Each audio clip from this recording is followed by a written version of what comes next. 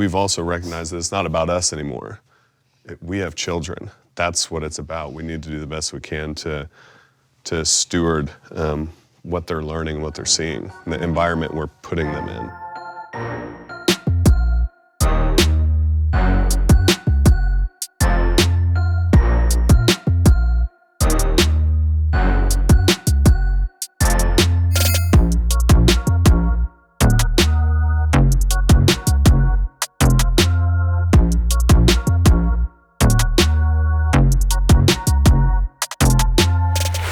Holidays with a blended family are the very best.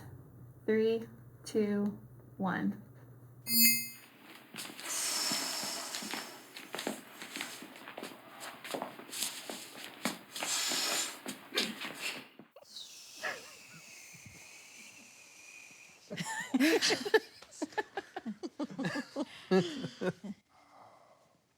Yeah.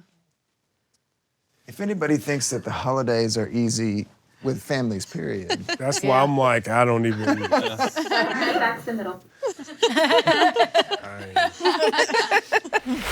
I've been to court as part of my blended family journey. 3, 2, 1.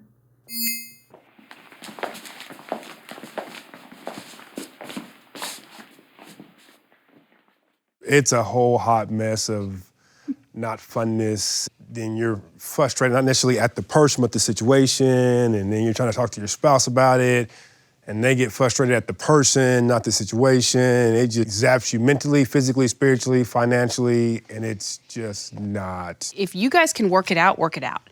Because if you choose to go to court instead, you are handing your family over to a complete stranger that doesn't know you. They don't know your background. They don't know your kids. They don't know your day-to-day. And they're going to make a decision that someone's going to be unhappy with. And so, yes, there are times where it's absolutely necessary. But if it's something that the adults can come together and work out together, make the choices for yourself so that a third party that doesn't know you isn't making them for you. Healthy co-parenting is possible. 3, 2, 1.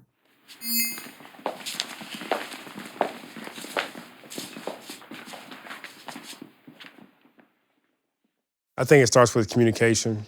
Again, I believe it's possible. It's not always going to work, but you've got to communicate on a regular basis. And most of the times when I found myself in those bad co-parenting situations, it's come from lack of communication. We've also recognized that it's not about us anymore. We have children. That's what it's about. We need to do the best we can to steward what they're learning, what they're seeing, the environment we're putting them in. Every situation is going to be so different. And people need to understand there's not a cookie cutter way to handle the co-parenting. We've done group text or we've done group me's, we've done email, and it's funny, there's certain topics even that are email topics and certain topics that are text topics. You know, but at the schools, we were always, even when things were not great between the two houses, we were very respectful that at the beginning of the year, all the teachers had all 4 of us, their email, phone number. We were all had all the logins to everything we needed to be up to date on grades. And so it looked different as they grew up. But we also have couples in our life group that the only way they communicate is email, period. And that works for them, and so they run with it. So one thing that we've kind of had a mindset shift in our home is we control what we control. And that's inside of our house. When we have our children, that's what we have power over, is the time that we have with them. When they're with the other parent, we have no ground to stand on. We have nothing to say. We may agree, we may disagree, but man, when you sign the dotted line of divorce, that's a part of it. And it can be a big pill to swallow, and it can be a frustrating one to swallow, but you control what you control in your home. I have a responsibility to create an environment of respect towards my child's other parents. 3, 2, 1.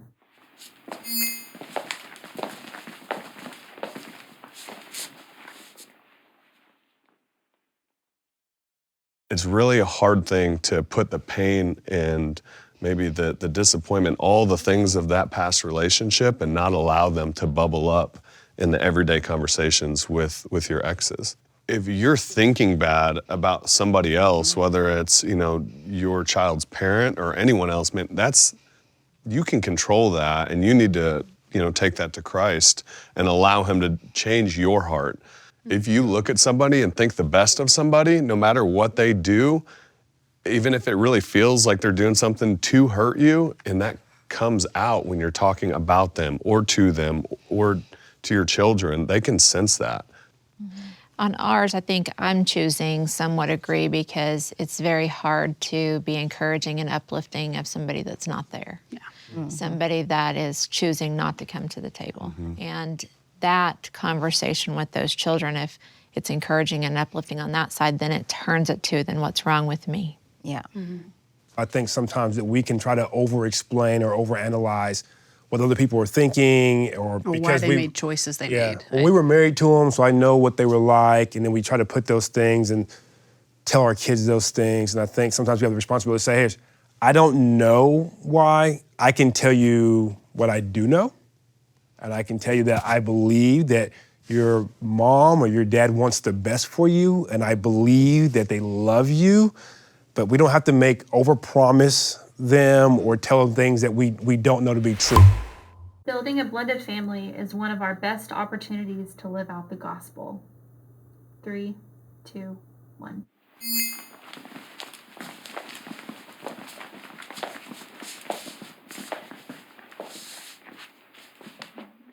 If there's any situation to show forgiveness, grace, mercy, it's a blended families. Yeah. The gospel is all about forgiveness. It's all about mercy, and it's all about grace. There's equal brokenness. Yeah. And the fractures. Some of those fractures you created yourself in others. And I don't think that there's another unit that can really, if harnessing the power of God to heal each other, than through a blended family. Well, and also, it's a broken world we're in. We can reach people that no one else can reach. We've been grafted into God's family, and we get our chance and opportunity, despite what some may say normal or blended or whatever word you choose to use, is that Jesus is enough. What he did on that cross, despite your situation, despite what your blended family and the uniqueness of it, that God is enough, and that your story, God will use for another family to change their life and to be impacted. All right then, come on. We can get some side hugs or something. Come on. Now I get the whole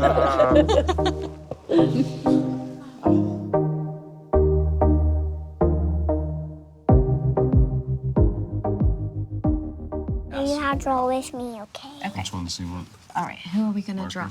Here's the house. Oh, that's the house? Okay. So that's Daddy, my daddy. Here, I'll help you hold it up. That's Jen, my daddy's girlfriend. That's Mommy. That's Mitchell. This is my sister Rosie. We call her Roro. This is Kipton, my other brother. This is Coulter. And that's Callum. Do you think that your mommy and Mitchell and Daddy and Jen have had to work pretty hard to make that work? Or do you think it's easy for them? I don't know. You can't tell. I feel like we do work really hard to make things as good as they are. The fact that she doesn't even notice, and it's just, this is what it is. Like, things are good. I'm loved. Yeah.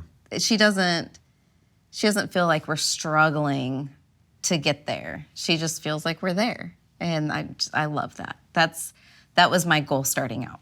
Divorce it's a dark place, and whether you agreed on the divorce or not, it's just a dark place. And we just decided that it wasn't about us anymore. I would say for myself, I remember that place of feeling completely broken. Utter despair. I did not want to be there.